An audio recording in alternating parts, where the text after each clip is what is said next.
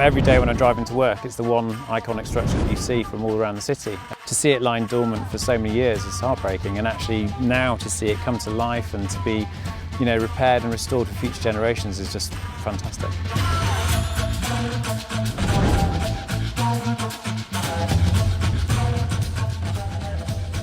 I mean, we're seeing a huge sense of optimism in the market. I think that the overriding message is for good projects and good transactions, there's funding out there.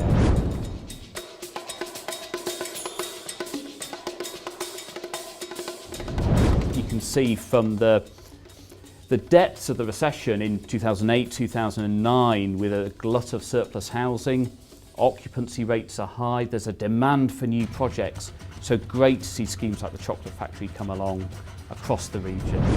And I think by that time the Americans had decided that production costs were too great in the UK, and so they must have made a commercial decision that they would transfer certainly the production of chocolate oranges to Poland. The assortments we still had left, which was all gold, went to Sweden, and the factory actually closed in November 2005. And it was a sad time. After 237 years as a Terry name in York, it was in Europe. We just saw the absolute potential. It's an iconic building and it's one of the icons in the Yorkshire region.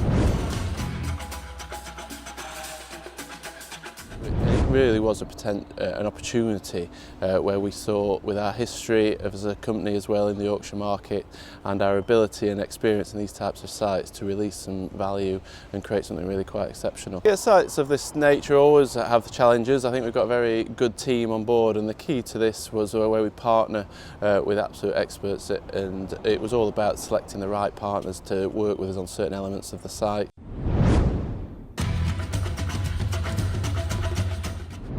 In the HQ building that we stood in now, we're going to create one of the most iconic care facilities for older people, specialising in dementia. Well, it's such full of character as this building. We're stood now in the internal atrium, which has beautiful, two-storey high ceiling.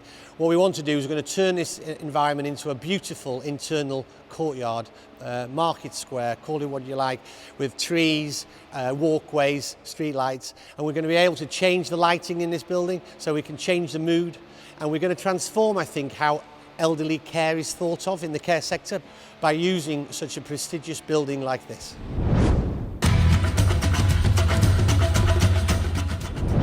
So if I see a building I'm interested, it intrigues me, excites me, then that's the start point. And then the development itself, the potential, the entrance hall, entrance foyer, views, it's everything on this building is the sort of building that would excite and interest me as a developer. We put this steel frame, glass fronted building on the top of it.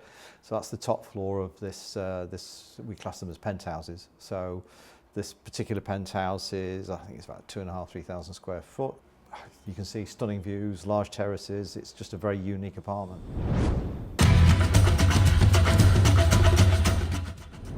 I think working on a site like this, every single part of it is interesting.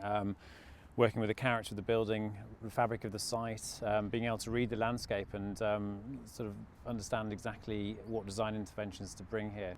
I think it's rare that you get a site like this where you've got such incredible existing buildings. I mean, they're sort of iconic for York, and we've worked with the vernacular, so we've used the materials from the buildings and mirrored those within the landscape.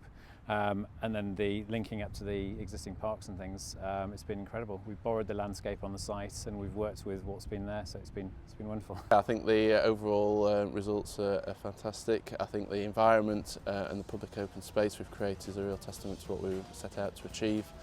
And we're excited to bring the further phases forward in the near future.